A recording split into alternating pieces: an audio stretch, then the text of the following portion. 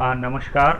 मैं Nabi Raza Khan, assistant professor ABC college of education Patna, हम तमाम लोगों का स्वागत करता हूं। इस वीडियो बनाने का लाइव आने का मेरा मकसद combined entrance test for BEd CET BEd 2021 BEd and Shiksha Shastri all college under university of Bihar, nodal university लेतना मिथिला यूनिवर्सिटी कामेश्वर नगर दरभंगा, जो इस बार कंडक्ट करवा रही है combined entrance examination Mithila university Darbhanga, उनके बारे में जानकारी देने के लिए आपके समक्ष पेश हुआ हूँ। क्योंकि बिहार में कई लोगों को शिक्षक बनने की तमन्ना है, उनके डिज़ायर है कि मैं बिहार में शिक्षक बनूं।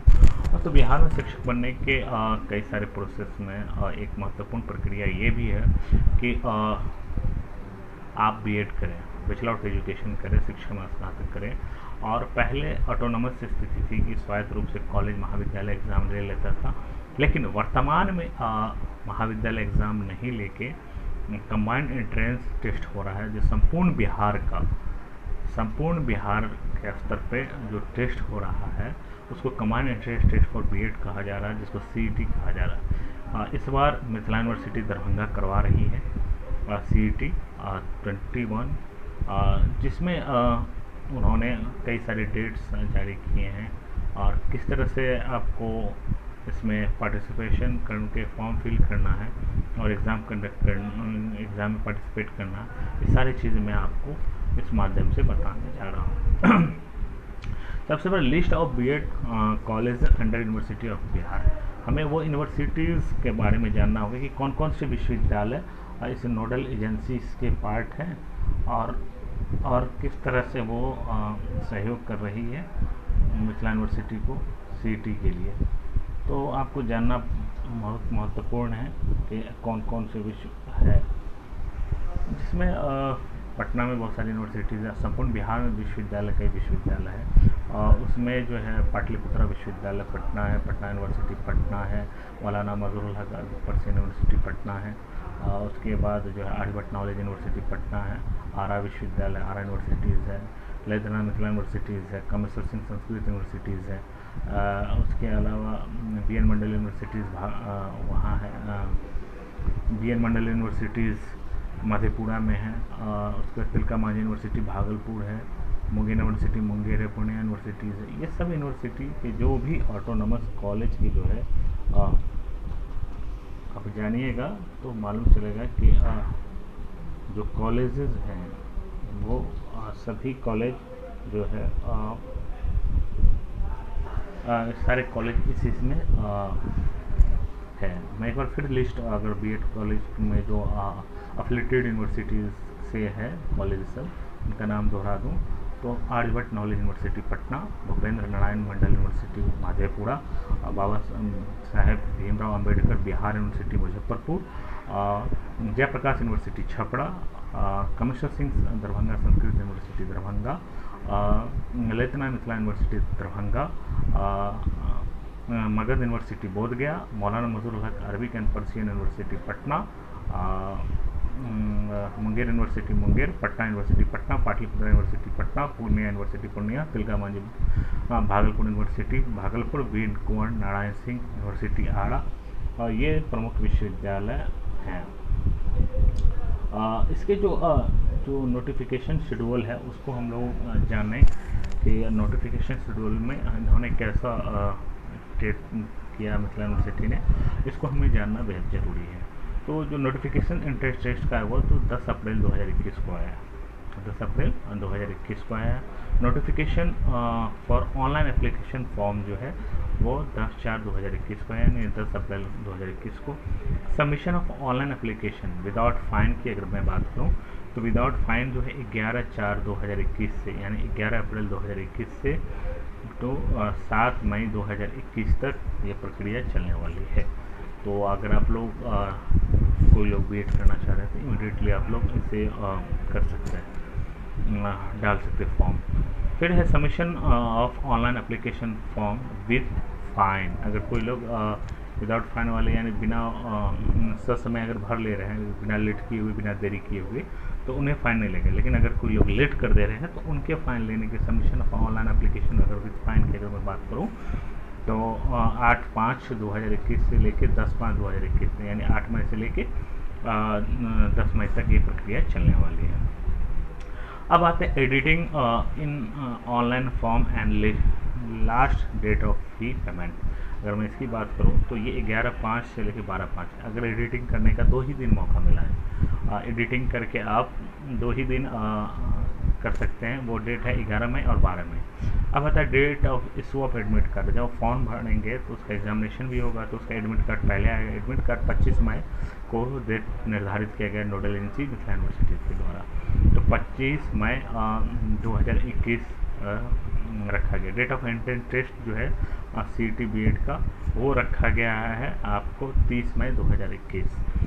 30 मई 2021 रखा गया। डेट ऑफ अपडेटिंग आंसर की जो है अपडेट करने की जो बातें कही गई हैं वो आपका जो है 1 जून 2006 को अपडेट करने की बातें कही गई हैं, उसमें समाहित है। डेट ऑफ पब्लिश रिजल्ट, जो CET BEd का जो रिज़ल्ट आना है वो रिज़ल्ट आपको 11 जून को आ जाएगा। तो ये पूरी प्रक्रिया है जो आप जान सकते हैं। उसके बाद सबके अंदर में जिज्ञासा होगी कि ये जो एंट्रेंस हो रहा है उसका फ़ी कितना है, ये जानना ज़रूरी है। फ़ी कितना सर, फ़ी के बारे में बताइए। तो एप्लीकेशन फ़ी है अनरिजर्व कैटेगरी के जो है वो 1000 है। जो फ़ी है वो अनरिजर्व कैटेगरी के लिए 1000 है। और EBC, BC, EWC economic weaker section और मेन और दिव्यांग यानी महिला और विकलांगों को दिव्यांगों को 750 रुपीज़ अर्थात 750 रुपये। और शेड्यूल ट्राइब और schedule caste SC ST communities के लिए 500 रखा गया है।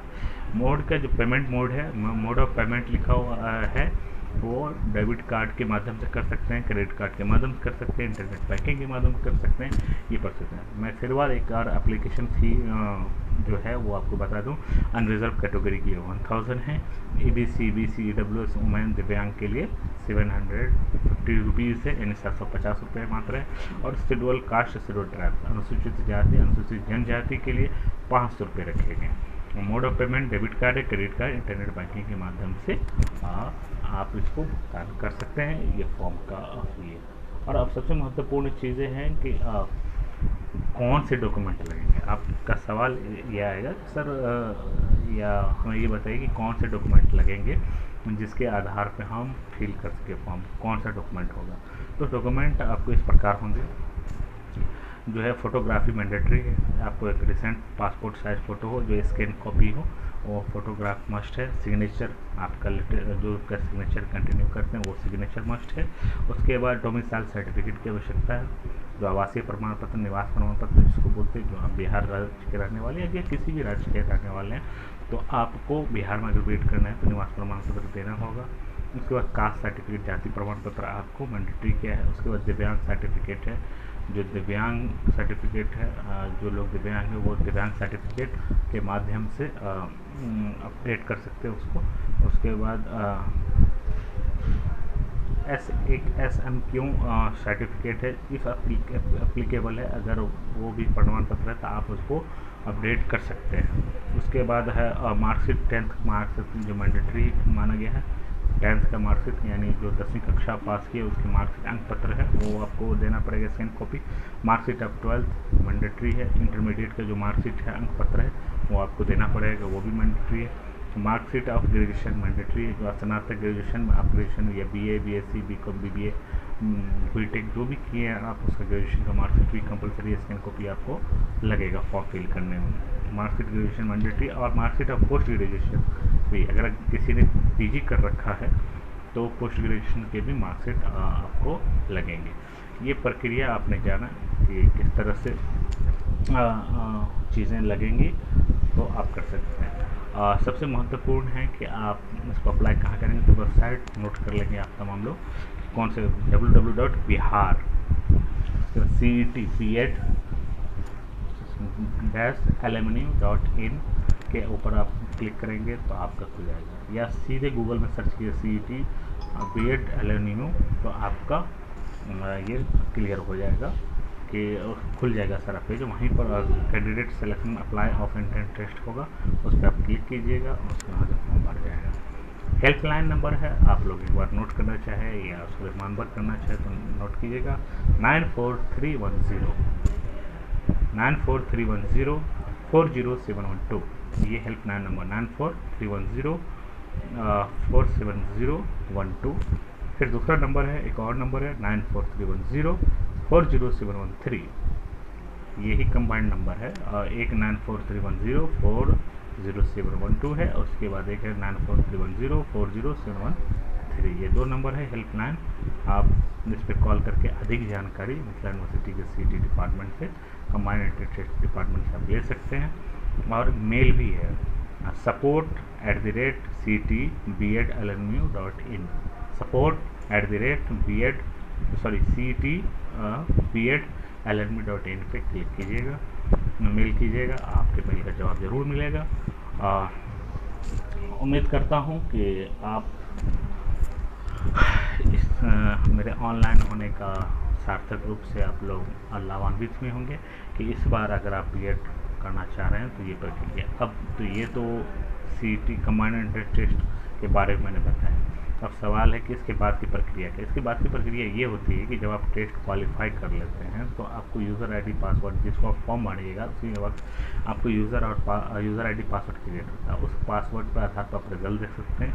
फिर उसके बाद ऑप्शन खुलेगा इन यूनिवर्सिटी, जो मैंने लिस्ट बताया है, जो जिस लिस्ट के हिसाब से इस यूनिवर्सिटी के अंतर्गत आप जिस क्षेत्र के बिहार के हैं, 38 जिला में से कहीं से भी और भी बाहर के भी हैं, तो आप कौन से विश्वविद्यालय आपके नियरेस्ट में हैं उनके एलाइड कॉलेज में आप एडमिशन ले सकते हैं। जैसे आर्यभट्ट नॉलेज यूनिवर्सिटी पटना में है, भूपेंद्र नारायण मंडल यूनिवर्सिटी मधेपुरा में है, बाबा साहेब भीमराव अम्बेडकर यूनिवर्सिटीज़ मुजफ्फरपुर में, जयप्रकाश यूनिवर्सिटी छपरा में, कामेश्वर सिंह दरभंगा संस्कृत यूनिवर्सिटी दरभंगा में है, ललित मिथिला यूनिवर्सिटी दरभंगा में, मगध यूनिवर्सिटी बोधगया में है, और मौलाना मधुरलाल अरबिकन प्रेसिडेंट यूनिवर्सिटी पटना में, मुंगेर यूनिवर्सिटी मुंगेर में, पटना यूनिवर्सिटी पटना में, पाटलिपुत्र यूनिवर्सिटी पटना में, पूर्णिया यूनिवर्सिटी पूर्णिया में, और तिलकामांझी भागलपुर यूनिवर्सिटी भागलपुर में है, और वीर कुंवर सिंह यूनिवर्सिटी आरा में है। अब इनकी ज़रूरी नहीं है कि जो यूनिवर्सिटी जहाँ है वहीं एग्ज़ाम हो, वहीं पे एलाइड कॉलेज हो, ज़रूरी नहीं। कई यूनिवर्सिटीज़ के मान्यता जो कॉलेज को मिला हुआ वो दूसरी जगह का भी मिला हुआ, तो ये कदापि ये मत सोचे कि ये यूनिवर्सिटी यही तो इसके, लेकिन हाँ मैक्सिमम कॉलेज वो यूनिवर्सिटी जहाँ उसी लोकेशन में हैं, तो उसके बाद उस एफिलिएटेड कॉलेज यूनिवर्सिटी के कॉलेज में आप अपना ऑप्ट करके नाम कौन सी यूनिवर्सिटी को आप चूज़ करते हो वो करेंगे, और उसके बाद आपका सिलेक्शन हो जाएगा, उसमें आप एडमिशन लेंगे कॉलेज में। गवर्नमेंट कॉलेजेस भी हैं, प्राइवेट कॉलेजेस भी हैं। हाँ, फ़ी के लिए कि बीएड 2 साल का है, कितने साल का है? 2 साल का। मोड ऑफ एग्जामिनेशन कैसा है? यहाँ सेमेस्टर वाइज नहीं है, माफ़ कीजिएगा, सॉरी, सेमेस्टर वाइज एग्जामिनेशन बिल्कुल नहीं है, यहाँ ईयरली एग्ज़ाम चलता है यूनिवर्सिटीज़ में। जो एनसीटी का जो सिलेबस है उसको उन्होंने ईयरली में फुलफ़िल किया है, और ईयरली में फुलफ़िल करने की वजह से यहाँ फर्स्ट ईयर सेकेंड ईयर का एग्जामिनेशन होता है। सेमेस्टर वाइज नहीं होता। 4 सेमेस्टर में जो आप सेंट्रल यूनिवर्सिटीज़ और दीगर यूनिवर्सिटीज़ में जो आप देखते हैं कि 4 सेमेस्टर में आप बांटते हैं, तो वैसी स्थिति नहीं है। यहाँ पर क्या है, ईयरली एग्जामिनेशन होता है, तो first year then second year, 2 साल में ये सेशन कंप्लीट होता है। तो ये आपको सेशन इसी के अकॉर्डिंग कंप्लीट करना पड़ेगा, और उसी के अकॉर्डिंग आप चीज़ों को कंसिडर करेंगे। हाँ, महत्वपूर्ण ये कि 2 साल महत्वपूर्ण बात यह है कि 2 साल के बीएड का फ़ी क्या है। तो राजभवन, जो गवर्नर हाउस है, राजभवन है बिहार सरकार के, बिहार सरकार में गवर्नर जो है वो तय करते हैं कि फ़ी क्या है। तो राजभवन ने संपूर्ण बिहार में 1,50,000 रुपये मात्र फ़ी के बारे में बात किया है कि फ़ी जो है मात्र 1.5 लाख रुपये। वो अलग बात है कि कॉलेज, कई लोग अपनी सामर्थ्य के अनुसार, कुछ लोग 1.5 लाख से कम फ़ी में भी एडमिशन लेके कोर्स कंप्लीट कर रहे हैं। कुछ के इंफ्रास्ट्रक्चर डेवलपमेंट के ऊपर खर्च होने की वजह से कई लोग अत्यधिक कंटेंट देने के या कई सारे रिसोर्सेज को आप तक एक्सेस करवाते हैं, तो उसके अलग चार्जेस लगते हैं, अलग से जो फैसिलिटीज़ आपको मिलती हैं उसके अलग चार्जेस। तो कई लोग 1.5 लाख से अधिक भी फ़ी हो जाती है। तो कुल मिला के ये स्थिति है। आप चाहे अपना कोई रिश्तेदार है या आप खुद करना चाहें, आपके कोई जानने वाले हैं, तो बीएड करवा सकते हैं। अभी डेट है, आप करिए, फील कीजिए, जानिए कि ये करना। और ये जो मैंने आपने बातें कही ये एकदम सार्थक है, और इसको अत्यधिक आप लोग शेयर कीजिए, समझिए। और मेरा इंटेंशन जो अध्यापक शिक्षण पेज पर आने का यही है कि क्यों लोगों को बी अडॉप्ट करना चाहिए और क्यों बीएड को बेहतर तरीके से किया जाना चाहिए, और बिहार में इनकी आवश्यकता क्या है। इन सभी विषयों का मद्देनज़र ध्यान में रखते हुए ये बात अब तक लेके आया। उम्मीद करता हूँ कि ये चीज़ें हम जो आपको बताएं वो सार्थक रही है। तमाम लोगों का बहुत बहुत धन्यवाद, आभार कि आपने लाइव में देखा। और मैं Nabi Raza Khan, assistant professor EBCF college of education Newada Patna, मैं आप तमाम लोगों का धन्यवाद कहना चाहता हूँ कि आप यहाँ वीडियो को वॉच किए। आने वाले समय में और भी कोई सार्थक इन्फॉर्मेशन होगी आप तक पहुँचाया जाएगा, और आप अधिक रूप से इसको शेयर करें। यूट्यूब पर भी चैनल है अध्यापक शिक्षण, आप वहाँ को लाइक करें, सब्सक्राइब करें, कई वीडियोज़ वहाँ भी डाले जा रहे हैं, और ये पेज पर भी इन्फॉर्मेशन डाला जा रहा है। धन्यवाद तमाम लोगों को।